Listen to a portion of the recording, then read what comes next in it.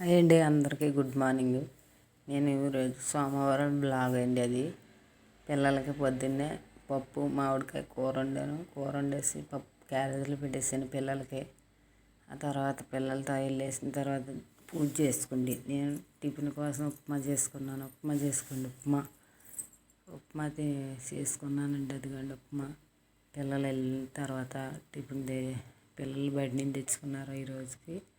నేనైతే ఉప్మా చేసుకున్నాను. ఆ తర్వాత పిల్లలు సాయంత్రం స్నాక్స్ కింద ఏమైనా చేద్దామని తాటికాయ తెప్పించండి. మొన్న ఆదివారం తెచ్చాడండి తాటికాయ. మా పిల్లాడు తెచ్చాడండి.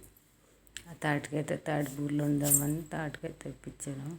అదిగండి బూరెలు పీసి శుభ్రం ఆ క్యారేజ్లోకి తీసుకున్నాను. పీసు ఒక్క కాయ పీసి తీసానండి. అదిగో అండి పీస్ అంతాను. ఆ జ్యూస్ అంతా తీసి ఆ గిన్నె వేసుకుంటున్నాను. శుభ్రం ఏమి నార కానీ ఏమీ లేకుండా క్లీన్గా తీసుకోవాలి. పిండి కలిపి లోపల నూనె మరుగుతుంది కదా అని నూనె పక్కన వేసుకుంటున్నానండి. పిండి అంతలో కలుపుతాను కదా అని.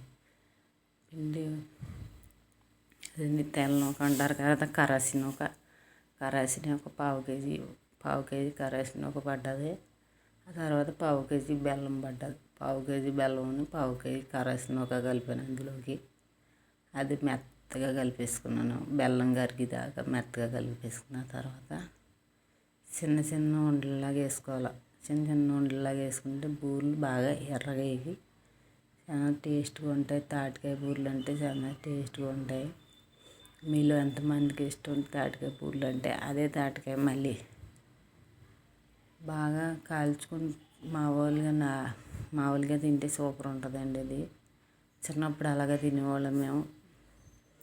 అందులోనే మళ్ళీ ఎర్రనూక బియ్యం రవ్వ వేసుకున్న రొట్టెలా కాల్చుకున్నా బాగుంటుందండి. ఐగండి బూరెలు అవి వచ్చాయి. ఒక్క తాటికాయకి అన్ని బూరెలు వచ్చాయి. బాయ్.